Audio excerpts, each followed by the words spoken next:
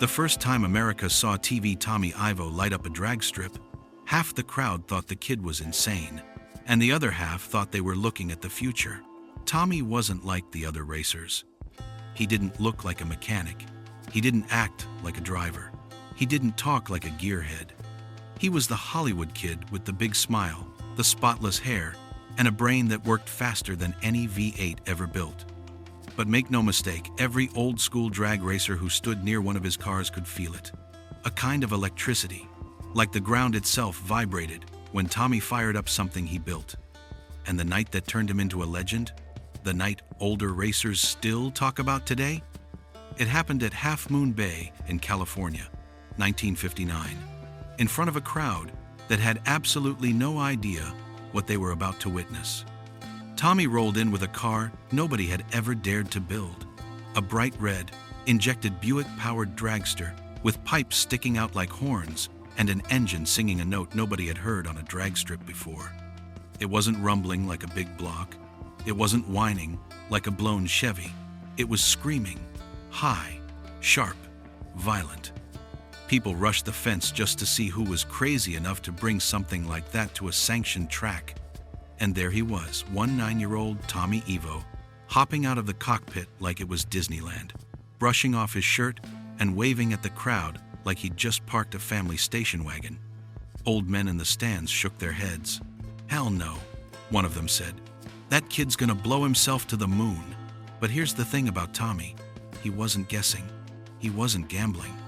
He had already calculated everything that engine could do long before he pulled up to the starting line. See, Tommy had done something nobody in drag racing had even considered at the time. He balanced the rotating assembly to the exact gram. He polished internals until they shined like jewelry. He matched intake runners one by one. He measured valve spring pressures like he was tuning a Swiss watch. He built an engine with the precision of a surgeon and the attitude of a rock star. And when he strapped in that night, tightening the belts with a grin on his face, the announcer said something that would become famous decades later. "Folks, you're about to see what happens when Hollywood money meets drag racing madness." Tommy pre-staged, tapped the throttle, and the entire staging lane vibrated. Even the other drivers stepped back. They knew that sound wasn't normal. When the starter dropped his arm, the car didn't launch. It detonated out of the beams like it had been hit by a freight train. The front end lifted. The pipes shot fire. The crowd gasped. And Tommy Ivo, this kid who was still learning how to shave, ran a quarter-mile time that made veterans look at each other like they'd just seen the sport change right in front of them. But the real moment? The moment that made people whisper his name for years? It happened after the run. Tommy rolled back toward the pits, shut the engine down, unbuckled, climbed out, and fainted. Right there. Collapsed on the ground, arms limp, eyes closed. Panic everywhere, people sprinting, someone yelling, "Get a doctor!" His crew ran over, expecting the worst, an explosion, nitro fumes, brain damage, anything. And when they lifted him up, Tommy's eyes blinked open and he whispered, "I held my breath the whole run." That was TV Tommy Ivo, a genius, a madman, a showman who pushed himself harder than he pushed his engines. And every newspaper, from California to New York, printed the same line the next morning. The kid who scared drag racing. Older racers hated it. Fans loved it. Promoters realized what they had. The first boy wonder of American horsepower. And Tommy? He didn't care about fame. He didn't care about headlines.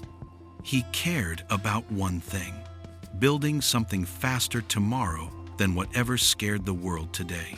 Because that was the truth about Ivo. He wasn't racing other drivers. He was racing the limits of what a human being could build. And every man in the crowd that night, the fathers, the mechanics, the veterans, the blue-collar guys who lived and breathed horsepower, walked away knowing the same thing. This kid wasn't going away. He was going to drag racing into something bigger, louder, crazier, and far more dangerous than it had ever been. And America was ready to watch it happen. Most racers had one story they carried through life, the kind they'd tell at bars, at car meets, at backyard cookouts. One run that defined them. One moment people remembered. But Tommy Ivo? He had 10 of those stories by the time he was 22. And the one that spread like wildfire across America, the one old men still lean in to tell their grandkids, started at Lyons Drag Strip, the wildest, loudest, meanest patch of pavement the United States ever built. Lyons wasn't a racetrack. It was a war zone with bleachers. Every night felt like a riot waiting to happen. Flames shooting from headers, engines exploding, kids screaming, announcers shouting over blown methanol fumes drifting across the track like fog. If drag racing had a heartbeat, it lived at Lyons. And on a hot Saturday night in 1960, the crowd wasn't there to watch a race. They were there to watch a kid with a Buick do something stupid.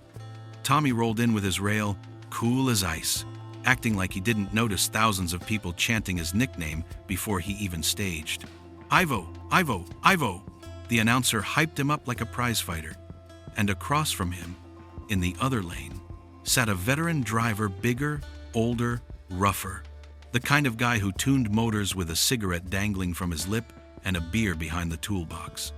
He pointed at Ivo and yelled across the lanes, "Hey Hollywood, try not to cry when your toy breaks." The crowd roared. Tommy didn't respond. He just tightened his belts and tapped the throttle twice. The car jumped like a bull. The veteran looked over again, shook his head, and lit his tires. Fire everywhere. The place went insane. But here's the thing nobody realized until later. Tommy had been working on something new, something dangerous, something not even Detroit's best engineers understood yet. See, while other racers were reading Hot Rod magazine for ideas, Tommy was studying physics textbooks. Where others guessed, he calculated. And in the weeks before Lyons, he had been testing something unheard of. A full synchronization between fuel delivery, ignition timing, and traction load done by hand, by feel, by intuition, decades before computers even existed. That night, on that track, he was about to unleash it. The lights dropped, both cars launched, and every person in the stands would later swear Tommy's dragster didn't move forward. It teleported. Nobody had ever seen a car hook that hard. It was like the asphalt grabbed the tires and threw the car forward like a baseball. Half track. Ivo was already pulling away from the veteran like he'd hit a nitro bottle, except he wasn't running nitro. He was running a Buick engine built so perfectly tight that the valve train sounded like it was cut from one piece of metal. People in the stands were standing on their seats. Men were ripping their hats off, screaming. Women covered their mouths, and the announcer's voice cracked as he shouted, "Ladies and gentlemen, we are watching history." Tommy crossed the finish line, a blur of fire and color. But what happened next? That's the moment that became legend. As he passed the traps, the rear end twitched, just a little, just enough to push the car sideways at 165 miles an hour. Any normal driver would have died right there. Any normal man would have panicked, lifted, countersteered, prayed something. But Tommy? He did nothing. Didn't lift, didn't blink. Just let the car slide like a stone skipping across a lake until it straightened out. Then he pulled the chute like it was another day at the office. When he rolled back down the return road, the place erupted. The crowd rushed the fence. Grown men grabbed the top rail and shook it. Photographers sprinted, fighting for angles. It was chaos. And the veteran? He never made it halfway down the track. He'd blown the tires at launch, coasted to a stop, and sat there watching a kid rewrite physics. When Ivo stepped out of the cockpit, he didn't act like he'd almost died. He stretched his arms, cracked his knuckles, and nodded at the time slip like he had expected it. Someone yelled, "You trying to kill yourself?" Tommy shrugged. "If I do," he said, "it'll be worth it." That line was printed in newspapers across the country the next morning. But the part nobody printed, the part only the old Lyons regulars remember, is what the track manager said to him behind the tower. "Kid, you scare the hell out of me." And Tommy grinned, brushing dust off his shirt. "Good," he said. "That means I'm doing it right." That was the night TV Tommy Ivo went from a talented racer to a phenomenon. The night he convinced America he wasn't like the others. The night fans realized he wasn't just fast, he was something else entirely. a showman, a genius, a daredevil with a wrench, and the wildest mind drag racing ever had. Most racers have one breakthrough moment in their careers. One night where everything clicks, where the crowd finally learns their name, where the sport nods and says, "All right, kid, you belong here." But Tommy Ivo wasn't built for one moment. He was built for escalation. Once he tasted the rush of doing something nobody else dared to do, he couldn't stop. And the next test came faster than anyone expected. Just weeks after his near crash at Lions, promoters from across California started calling his home phone, yes, his home phone. The same phone that used to ring with Hollywood casting agents. The same phone he once answered as a teenage TV actor. Now it was track owners offering cash, appearance fees, match races. Anything to get the kid with the death wish back on their strip. But the real shock came one Saturday morning at San Fernando Raceway. Tommy wasn't scheduled to race. He showed up just to watch a friend run his new setup. He was standing in the pits, hands in his pockets, eating peanuts from a paper bag, looking like the same polite Hollywood kid everyone underestimated. Then the announcer's voice boomed through the speakers. "TV Tommy Ivo, please report to the starting line." Immediately, Tommy frowned. Nobody called him up like that, especially not unannounced. He walked toward the staging lanes, and that's when he saw why they had summoned him. Sitting there, engine rumbling, fumes pouring from the headers, was a car that represented the old guard, the veterans, the guys who believed drag racing belonged to them. A brutally built, Hemi-powered rail owned by Art Chrisman, one of the toughest, most respected racers in California. Chrisman leaned out of his cockpit, pointed directly at Tommy, and shouted so everyone could hear, "Kid, you think that sideways run at Lions makes you a hero? Come prove you're more than a circus act." The crowd exploded. They wanted blood. They wanted drama. They wanted something unforgettable. But Tommy, he didn't hesitate. He didn't blink. He tossed his peanut bag aside, jogged to his trailer, and started prepping his dragster with the speed of a surgeon who had done this 1,000 times. No Hollywood stuff. No playing it up for the crowd. Just pure mechanical focus. His crew, what little crew he had, looked confused. One guy whispered, "Tommy, Chrisman's serious. You don't have to do this." Tommy wiped his hands on a towel, grabbed his helmet, and said the only line anyone remembers from that morning. "I don't run from legends. I pass them." And that was that. The pits shook with noise as both cars rolled to the line. It wasn't an official match race. It wasn't scheduled. It wasn't even legal by the day's safety rules. But nobody cared. The stands filled. People climbed onto cars just to get a better look. Because this wasn't just young versus old. It was the future challenging the past. The burnout alone told the story. Chrisman's car lit up the tires like a controlled explosion, violent, loud, furious. A veteran showing dominance.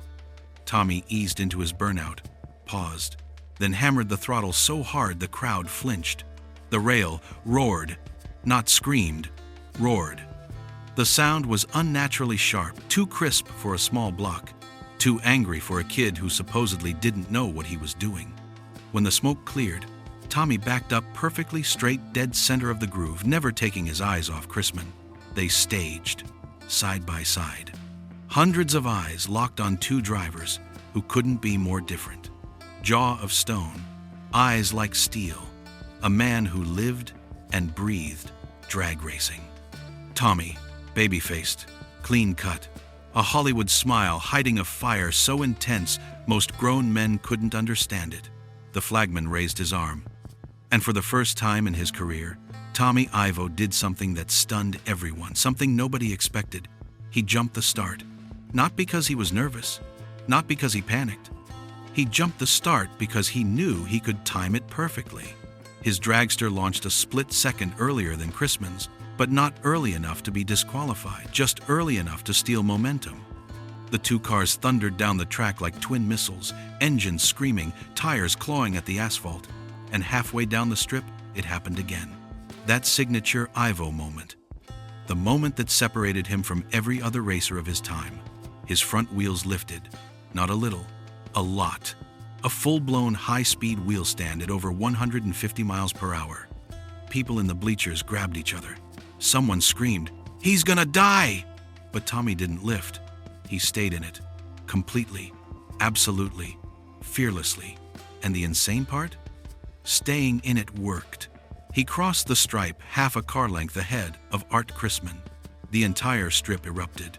The announcer nearly lost his voice. Chrisman coasted down the return road, shaking his head, stunned, speechless. And Tommy?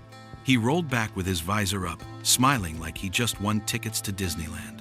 When Chrisman climbed out of his car, he walked straight toward Tommy. The crowd held its breath. And then, the veteran grinned and slapped Tommy on the shoulder. "Kid," he said, loud enough for the crowd to hear, "you're out of your damn mind."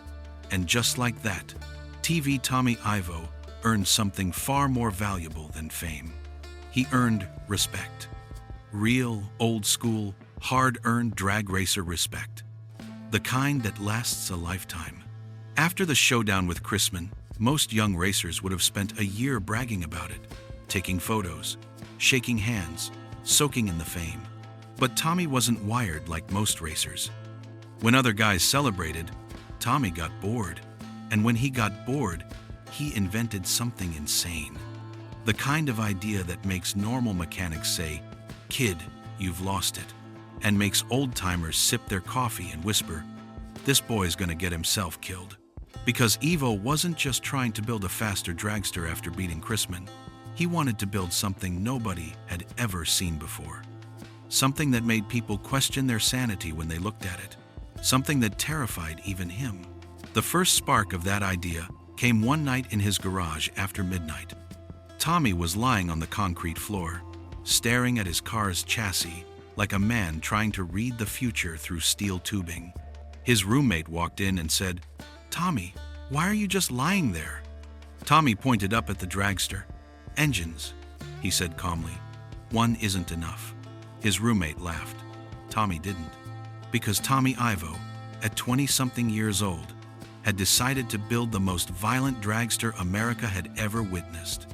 A dragster with 4 engines, quad-engined, all Buick nail heads, all linked, all firing simultaneously.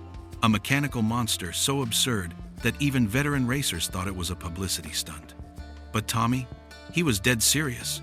He started sketching it the next morning, not on drafting paper, not on blueprints, but on the back of junk mail envelopes and old scripts from his child actor days.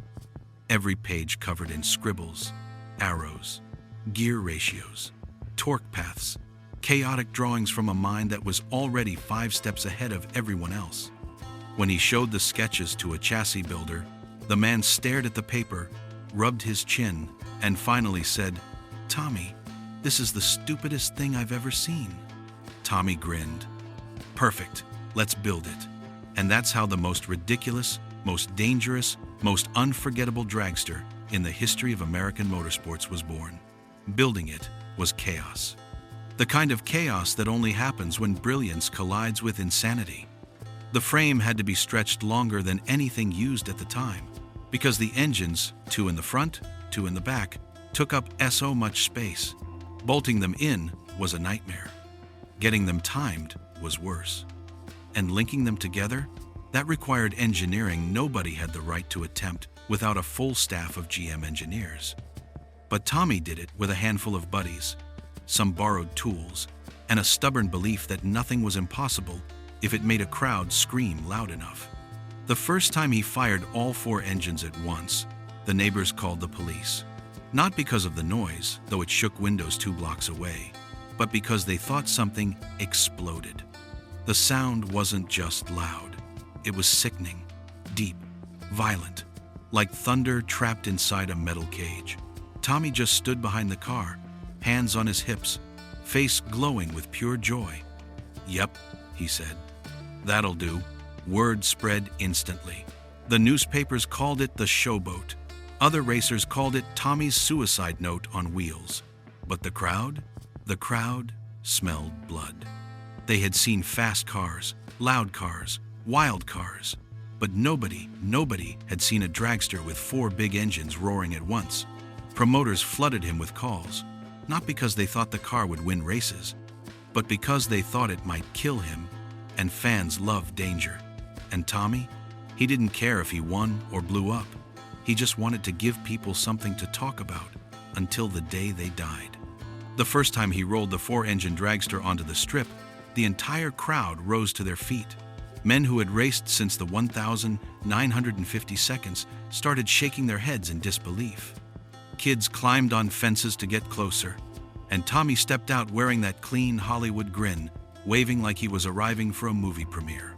He climbed into the cockpit, tightened his belts, and looked over the dozens of switches and levers required to operate the monster he created.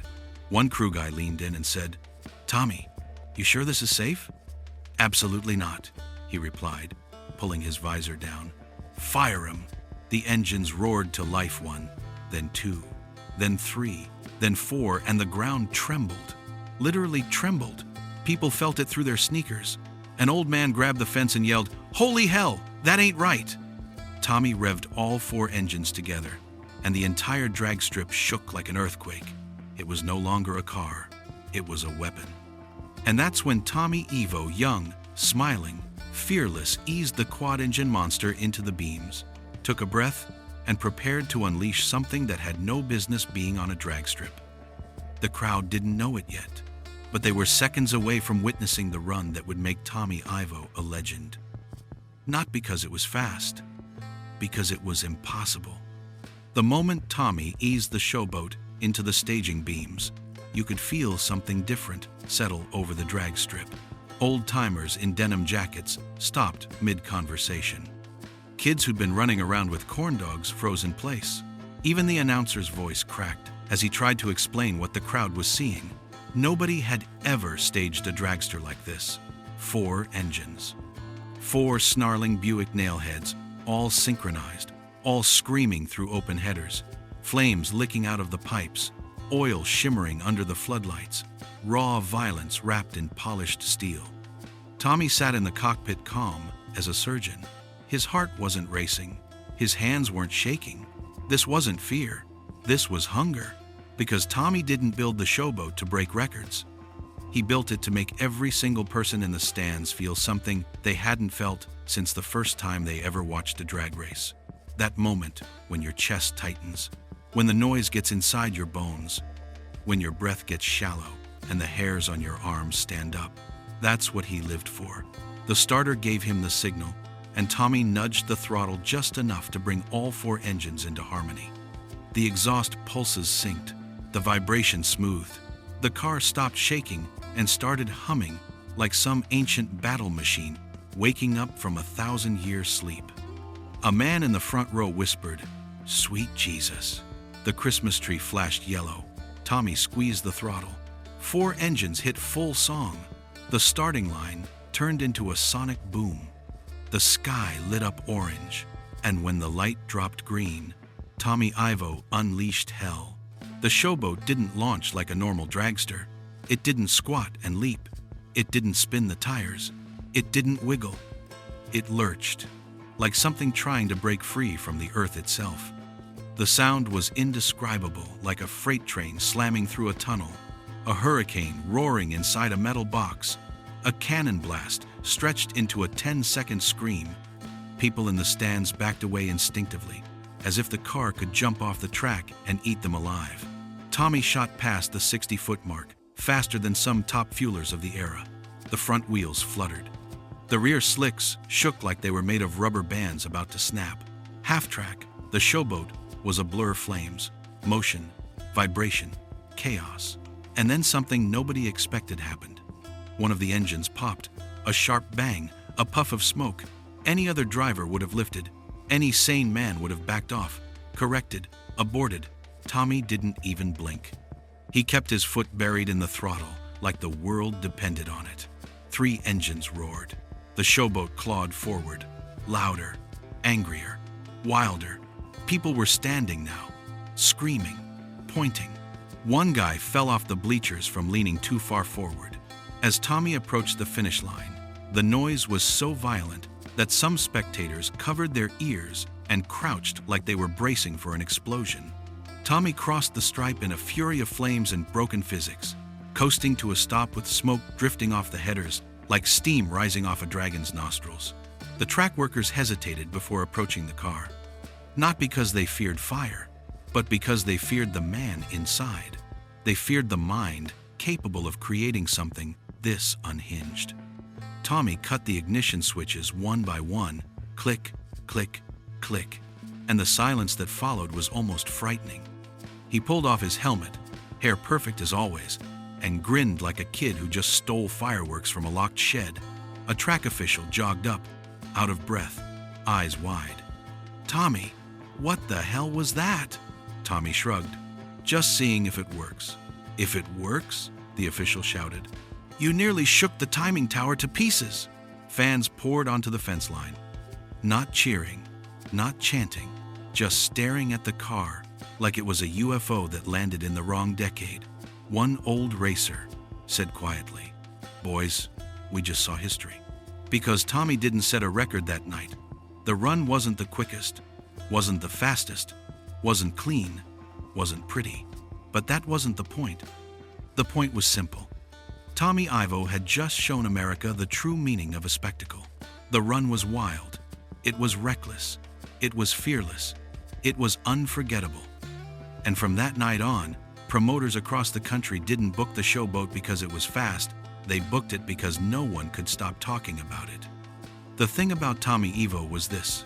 Every time you thought he had peaked, every time people whispered, "Well, that's it," he can't top that.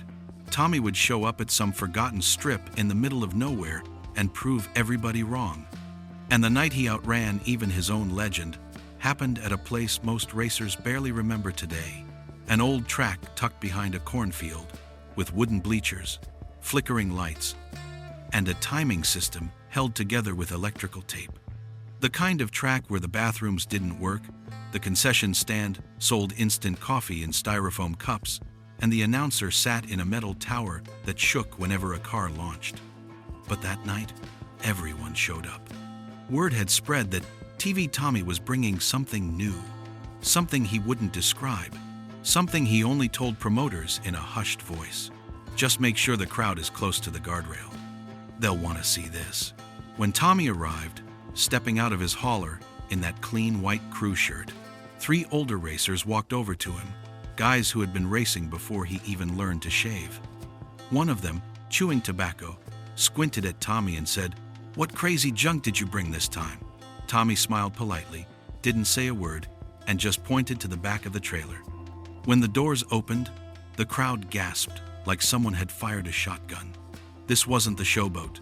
This wasn't the standard dragster. This was something else entirely. Long, impossibly long, stretched like a missile, a narrow chassis, a paint job that shimmered like polished chrome, dual engines, side by side, 2 snarling power plants that looked like they'd been welded together by a man who had no fear and no respect for common sense. The track announcer's voice cracked when he tried to describe it. "Ladies and gentlemen, I think Tommy Ivo has brought a twin-engine, monster thing. I don't even know what I'm looking at." The older fans laughed. The younger fans screamed. Even the racers stood there stunned, scratching their heads. Because nobody built cars like this except Ivo. As sunset turned the sky orange, Tommy began prepping the car. He wiped the fuel lines with a shop rag, tightened the belts, checked the throttle linkage himself, and every few seconds, someone from the crowd yelled, "Tommy, you sure that thing's safe? Tommy, you crazy boy. Tommy, you trying to kill yourself?" And Tommy, still calm, still smiling, finally answered, "If it scares you standing still, wait till you hear it run." He climbed inside. The track grew silent. Even the cicadas in the trees hushed like nature itself was waiting. Then he fired the first engine, a violent blast. Then the second engine, another explosion of sound. Together they roared, not in harmony, but in a battle. 2 beasts fighting for dominance. The ground shook, the bleachers bounced. The announcer dropped his microphone. People grabbed the fence like they were bracing for a tornado. Tommy gave the starter a nod. The tree flashed yellow. Tommy rolled in, gently, like a lion stalking prey. And then, with one flick of his wrist, he launched. The car didn't leave the line. It attacked it, both engines screaming, flames punching out of the headers so bright they lit up the trees, the chassis twisting from the torque. The car, fishtailing for half a second, just enough to make the entire crowd gasp before Tommy corrected it with reflexes that didn't seem human. By half-track, he was no longer racing the other lane. Hell, the other driver had already lifted. Tommy was racing the air, racing the vibration, racing the absolute limits of physics. That dragster was moving so fast the spectators couldn't track it with their eyes. They just saw a streak of chrome, a streak of flame, and a thunderclap that rattled their ribs. At the finish line, the car didn't coast, it seemed to glide, like it had slipped into another dimension before returning to Earth. When Tommy finally rolled back onto the return road, people didn't cheer.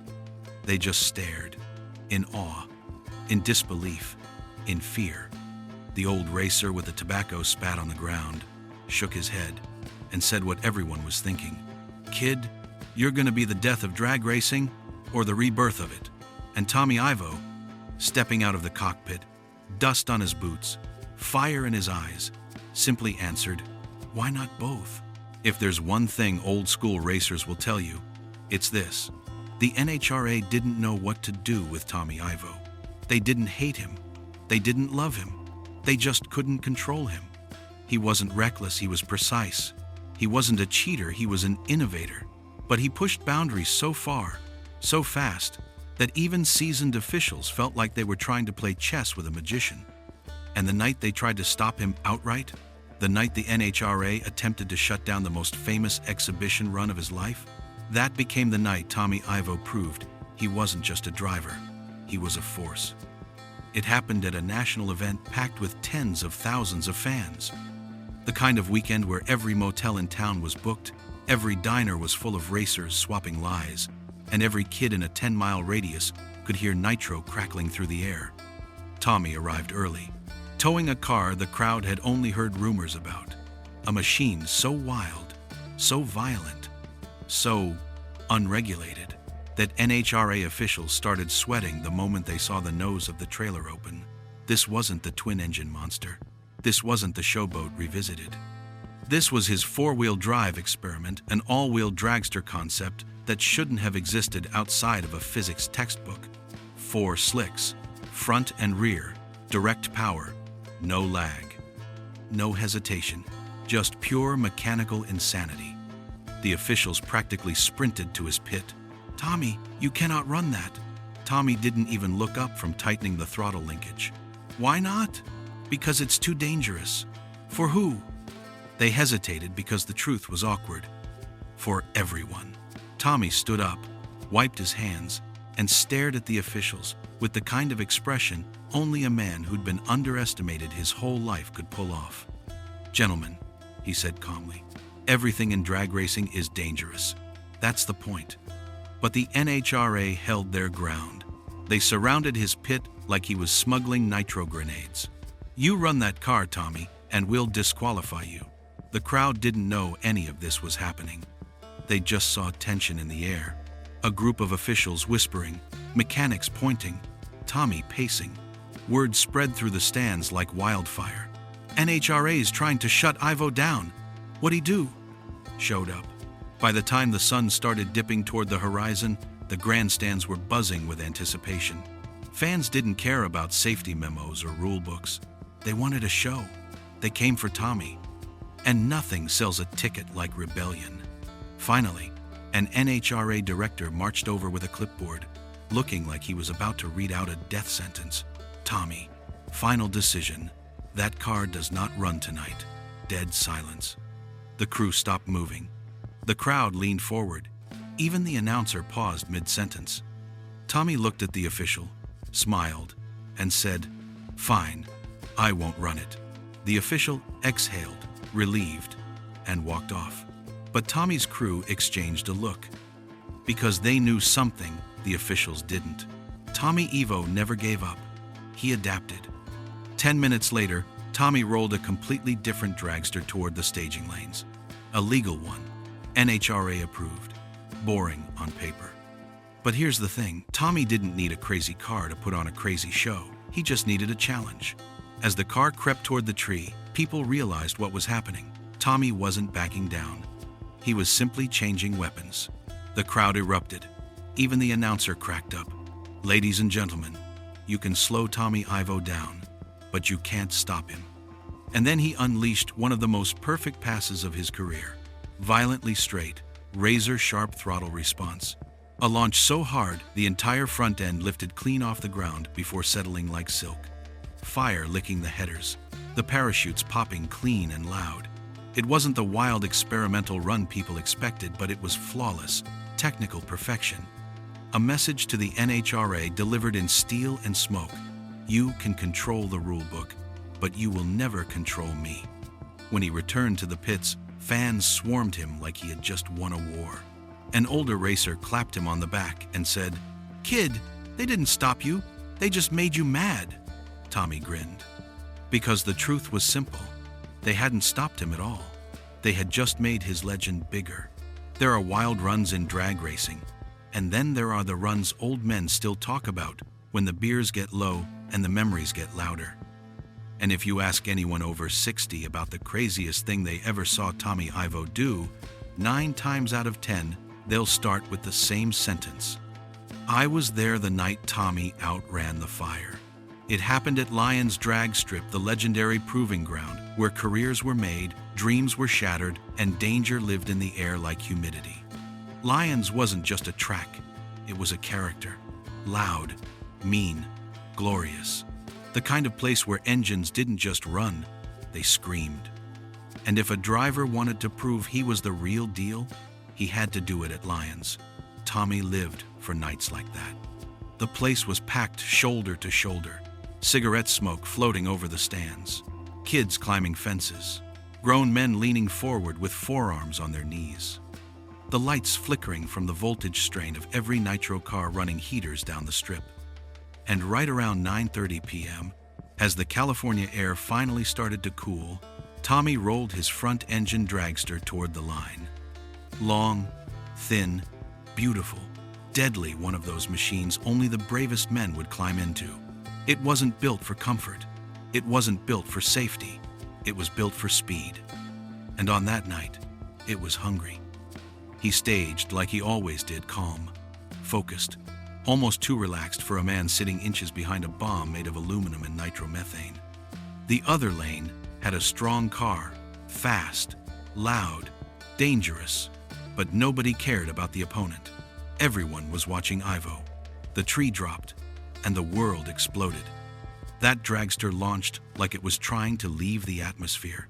The headers spit blue fire. The rear slicks wrinkled like they were made of fabric. The car rocketed forward so violently that fans swore they felt the bleachers shake. Half track, everything looked perfect. And then it happened. A flash, a burst. A sheet of fire erupted from the side of Tommy's engine. A fuel line had split under pressure. Flames wrapped around the chassis like a wave trying to swallow him whole. The crowd gasped. The announcer screamed. Crew members ran to the guardrail. But Tommy? He didn't lift. He didn't panic. He didn't even twitch. He stayed in it. Hard. Because in that split second, he made a decision that separated him from every other driver alive. Outrun the fire. The dragster surged forward, the flames chasing him like a living creature, snapping, reaching, swirling in the wind and heat. The car crossed the finish line, engulfed in orange and blue, and only then did Tommy shut it down, pop the chutes, and roll into the shutdown area in a glowing trail of smoke. Before safety crews even reached him, Tommy climbed out, patted the side of the scorched bodywork, and yelled back toward the starting line, "It didn't catch me." The stands went berserk. Grown men jumped up like teenagers. Kids screamed his name. It was insanity, the kind that cemented a legend. And here's the part most people never forget. The burned metal, the charred paint, the melted wires. Tommy didn't treat it like a near-death experience. He treated it like a trophy. He kept one of the scorched panels hanging in his shop for years, not as a warning, but as a reminder. You can't be great without flirting with danger. Old Lion's regulars still say it was the craziest run they ever witnessed. Not because of the fire was common. Not because of the danger was expected. But because when most men would have bailed, Tommy Ivo stayed in it, out-accelerated the flames, and made it look like a magic trick gone right. That was Tommy, calm in chaos, smiling in danger's face, doing things nobody had seen before, and making them unforgettable. Ask any old-school drag racer and they'll tell you, there were written rules, and then there were the unwritten ones. The rules everybody followed, not because they had to, but because tradition demanded it. And one of the biggest unwritten rules in the 1,960 seconds was simple. Drivers don't build the car. You either drove it or you built it, not both. It was a line drawn in oil and rubber. But Tommy Ivo didn't care about lines. He stepped over every single one. And the day he crossed this particular line, the sport changed forever. It happened at a regional event, the kind that didn't make magazine covers but was packed with real fans. Old-timers with grease under their nails, and young guys dreaming about their first trophy. Tommy rolled in alone. No big crew, no fancy pit setup, no team jackets. Just him and a dragster he built with his own hands. And that alone made the old racers frown. Because back then, the pit area was full of master mechanics who believed driving was the easy part, the glamorous part, the part you earned after paying your dues behind a wrench. Tommy skipped that hierarchy. He welded the frame, he bent the tubes, he machined his own brackets, he built the headers, and then he climbed into it like it was the most normal thing in the world. Word spread fast. That kid built that whole car himself? No way. Show me one driver today who can do that. They circled him like inspectors, scanning every detail of his work, and that's when things got tense. One old racer, a guy who'd been around since the early days of flatheads and moonshine haulers, pointed at one of Tommy's welds and said loud enough for everyone to hear, "Pretty boy thinks he can fool us with Hollywood shine. Let's see if it holds at 180. It wasn't trash talk. It was a challenge, the kind that could humiliate a young driver in front of the entire pit. Tommy didn't argue. He didn't defend his work. He didn't list off the hours he spent fabricating every inch of the car. He simply said, "You'll see." That was it. Calm, confident, dangerous. Race time came. The stands were full. The announcer wasn't even hyping the matchup, the crowd was doing that themselves. Engines idled like angry animals. The sun dropped lower, casting a gold shimmer over the strip. The other racer pre-staged first. Tommy rolled in slowly, his hand resting lightly on the butterfly steering wheel, the engine shaking the air like thunder building in the distance. When he lit the second bulb, the crowd went silent. The tree flashed green, and Tommy didn't just win the race. He erased the other car from existence. His dragster leapt forward with such violence that people swore the frame twisted sideways before straightening itself out in the first 60 feet. His welds held, his tubes held, his geometry held.